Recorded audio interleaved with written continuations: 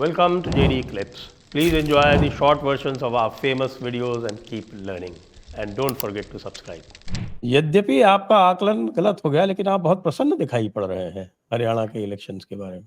देखिए, हम 100 बार गलत हों और कोई अच्छा काम हो जाए तो ये खुशी का तो एक पक्ष है ही और पहलू है ही। और जो हम लोगों का आकलन था वो ये था कि साहब, हिस्ट्री नहीं है कि हरियाणा में निरंतरता में कोई तीसरी बार सरकार बना ले।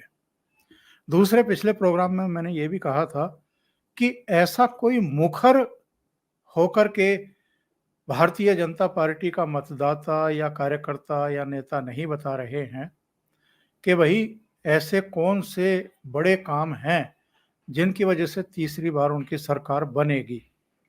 लेकिन साहब, यही तो इसीलिए तो जनता को जनार्दन कहा जाता है। और उन्होंने बताया है कि जो हमारे मन में था वो हम किसी को भी नहीं बता रहे थे, हम कोई शोर नहीं मचा रहे थे, हल्ला गुल्ला नहीं काट रहे थे, यानी वोकल नहीं थे, खामोश थे। और खामोशी के साथ उन्होंने अपना पैगाम सुना दिया।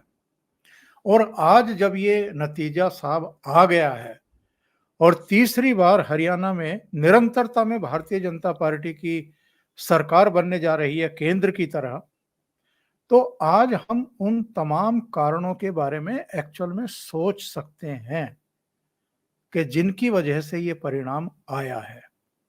और ऐसा लगता है जिन चीजों की चर्चा हम लोग अपने प्रोग्राम में करते रहे हैं, मैं अपने चैनल पर भी और आपके साथ भी, आपको याद होगा, आपके दर्शकों को भी याद होगा, मैंने कुछ घटनाओं का उल्लेख किया था। अब ये हिमाचल में कितना प्रतिशत मुस्लिम हैं? 1.5% भी नहीं होगा, 2% भी नहीं होगा। और जहां ये शिमला के पास संजौली मस्जिद के खिलाफ लोग सड़कों पर उतरे थे, उस संजौली में तो मुश्किल से 200-300 लोग ही होंगे मुस्लिम। लेकिन साहब, आक्रोश देखिए लोगों का, और विरोध के जो सुर सामने आए, और जब तक फैसला नहीं हो गया तब तक उन्होंने हार नहीं मानी, एडामेंट हो गए बिल्कुल। इसी तरह मंडी में, इसी तरह बिलासपुर में, मतलब हमने इस पहाड़ी राज्य में ये मसले पहली बार इतने तीव्र आवेग के साथ सड़कों पर देखे। दूसरी घटना का उल्लेख मैंने किया था जो सूरत में सैयदपुरा में गणपति की प्रतिमा पर पथराव हो गया था, और रात्रि में आधा पौना घंटा के भीतर ही 10,000 हिंदुओं की भीड़ जो है वो आक्रोशित मुद्रा में हमें सड़क पर दिखाई दी थी। सिलीगुड़ी में 2 बार, एक बार फरवरी में और एक बार जब बांग्लादेश में ये क्रूरता हो रही थी हिंदुओं पर, तब वहां पर हिंदुओं की जो अच्छी खासी संख्या सड़कों पर प्रदर्शन करती हुई दिखाई दी थी। कई जगह ऐसा हुआ है। ये सब क्या था? उस समय भी मैंने कहा था कि साहब, हम इनको उस तरीके से इनकी समीक्षा नहीं कर रहे, मीमांसा नहीं कर रहे, या इनके पीछे के छिपे हुए उन तत्वों, कारणों पर नहीं जा रहे हैं, विचार नहीं कर रहे हैं, जिसकी वजह से हिंदुओं में इतना आक्रोश दिखाई दे रहा है। वरना घटनाएं तो पहले भी हुई हैं।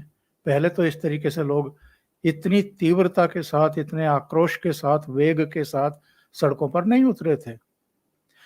240 पर भारतीय जनता पार्टी और नरेंद्र मोदी का ठहरना, और उसके बाद कुछ घटनाओं का घटना, और राहुल गांधी ने जिस तरीके से पार्लियामेंट के भीतर खड़े होकर के एक तरीके से गाली गलौची की है प्रधानमंत्री नरेंद्र मोदी को, और बाहर भी, और अमेरिका जाकर के भी जिस तरह की इन्होंने बयानबाजी, और मैं तो कहूंगा कि बदतमीजी शब्द कहना असंसदीय हो जाएगा, लेकिन वो उसी श्रेणी में चीजें थी जो इन्होंने वहां जाकर के भी की हैं।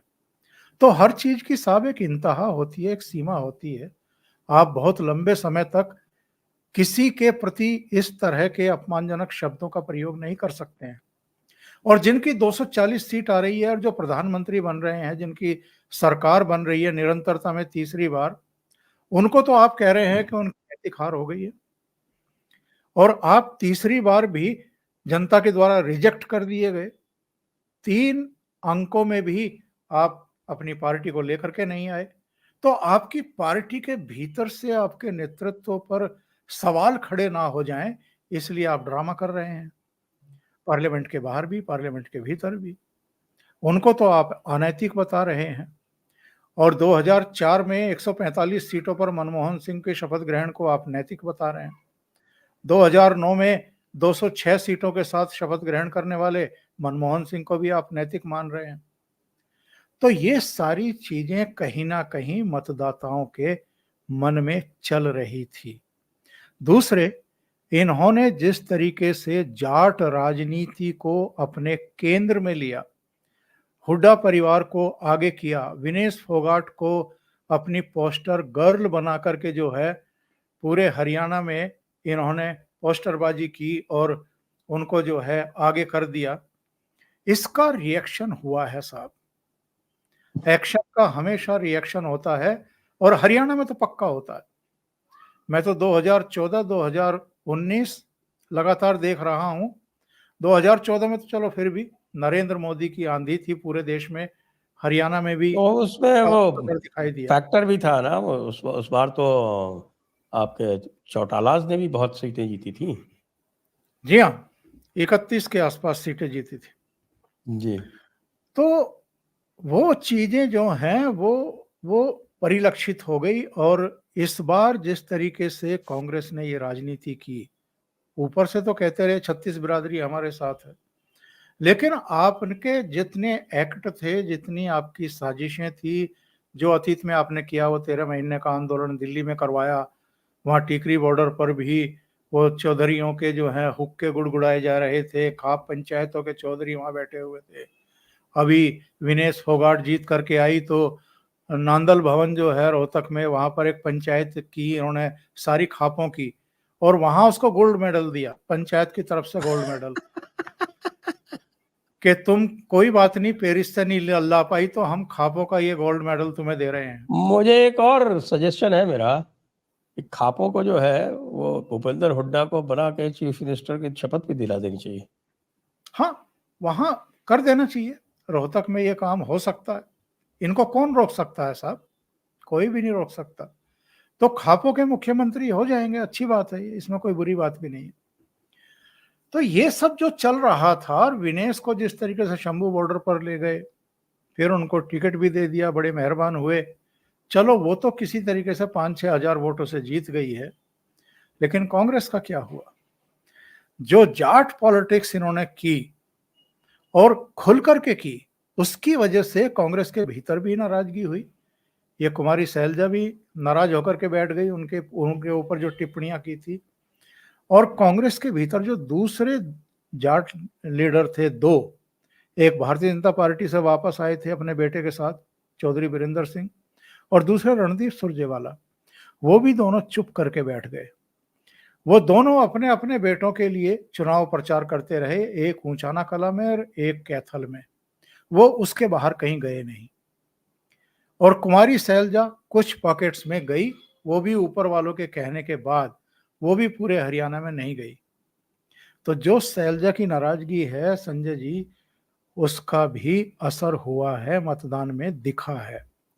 दलितों के, ओबीसी तो चूंकि चीफ मिनिस्टर है इस समय, इन सब के भी बहुत हद तक वोट भारतीय जनता पार्टी को पड़ गए कांग्रेस के बजाय। तो इन सब कारणों को जब हम देखते हैं तो समझ में आता है कि हरियाणा का जो जनादेश है ये क्यों आया है और इसके पीछे का एक्चुअल में संदेश क्या है।